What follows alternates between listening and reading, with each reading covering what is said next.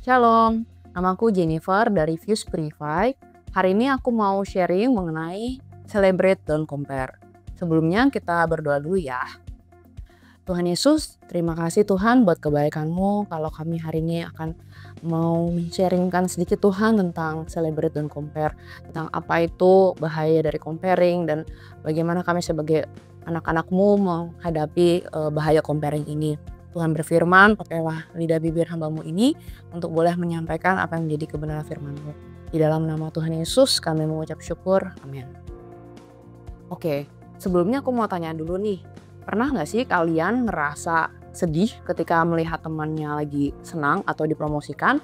Atau malah sebaliknya, merasa senang ketika orang lain lagi dalam keadaan sulit? Atau pernahkah kalian merasa seperti tertinggal ketika orang lain one step ahead dibandingkan kamu dalam hal memiliki pasangan, menikah, memiliki anak, atau mendapatkan pekerjaan yang mapan? Dalam berelasi dengan sesama, penting bagi kita untuk mencerminkan kasih Tuhan Yesus dalam hidup kita. Nah, kebiasaan comparing atau membandingkan diri dengan orang lain tentunya akan memicu insecurity, kesombongan, dan pada akhirnya akan memicu perpecahan di antara kita. Padahal Tuhan menciptakan kita ini unik dan berharga dan berbeda satu dengan yang lain. Tuhan memiliki rencana yang indah dan Ia pasti akan mempersiapkan kita dalam mencapai rencananya. Kita perlu percaya pada penyertaannya dan meyakini bahwa timing Tuhan pasti yang terbaik dan indah pada waktunya. Dalam Galatia 6 ayat 4-5 dikatakan, baiklah tiap-tiap orang menguji pekerjaannya sendiri, maka ia boleh bermegah melihat keadaannya sendiri dan bukan melihat keadaan orang lain. Sebab tiap-tiap orang akan memikul tanggungannya sendiri. Nah, kebiasaan scrolling sosial media sangat mudah membuat kita comparing each other. Kita merasa kecewa dan tertinggal ketika orang lain sudah lebih sukses daripada kita. Padahal di dalam Yakobus 3 ayat 16 dikatakan, sebab di mana ada iri hati dan mementingkan diri sendiri, di situ ada kekacauan dan segala macam perbuatan jahat. Dengan kita membandingkan diri dengan orang lain dan juga dengan standar dunia yang bukan standarnya Tuhan, itu akan membuat kita menjadi iri hati dan mencuri sukacita kita. Iri hati akan membuat kita berpikir bahwa berkat Tuhan itu terbatas dan jika dia dapat, maka saya tidak akan dapat. Padahal sebenarnya tidak demikian. Berkat Tuhan itu berlimpah dan tentunya tidak akan dibatasi oleh kesuksesan orang lain. Dalam comparing, kita juga bisa menjadi sombong.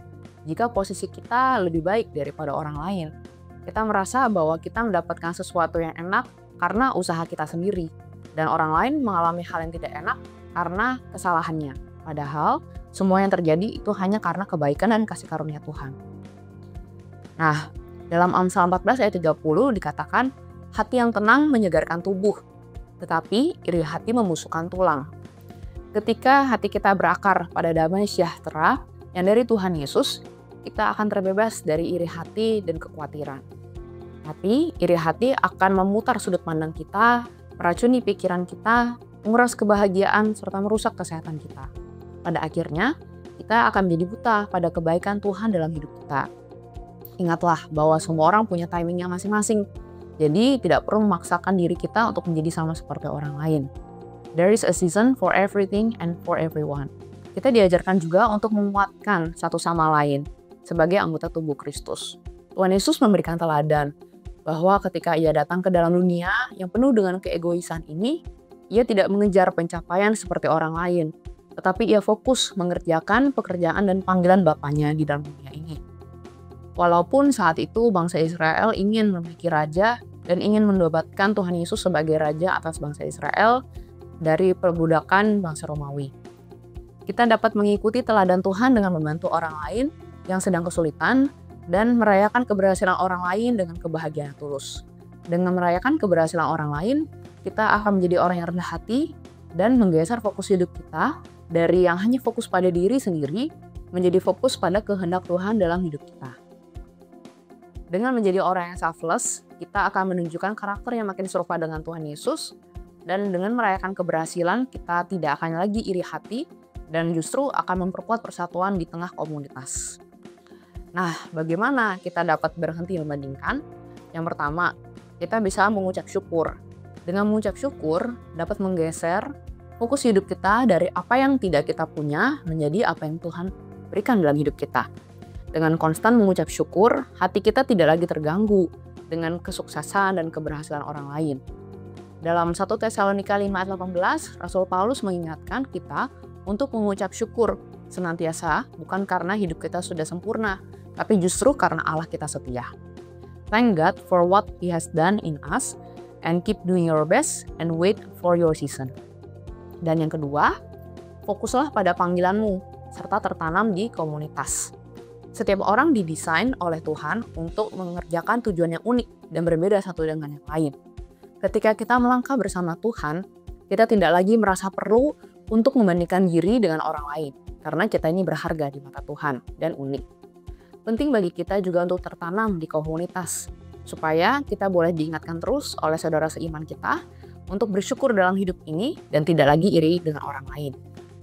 Pada akhirnya, ketika kita berhenti comparing dan ikut merayakan keberhasilan orang lain, kita akan memperoleh kebahagiaan yang lebih dalam dan persekutuan yang makin kuat di dalam Kristus. Kita harus ingat bahwa rencana Tuhan itu selalu indah dan mengandung berkat yang melimpah, sehingga kita tidak perlu merasa terancam akan kesuksesan orang lain. So, mari kita memilih untuk bersyukur, ikut berbahagia, dan merayakan keberhasilan orang lain, serta memperlihatkan kasih Yesus di dalam hidup kita.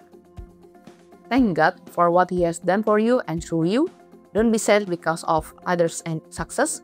Be filled with joy. Sekian, semoga memberkati. Tuhan Yesus memberkati.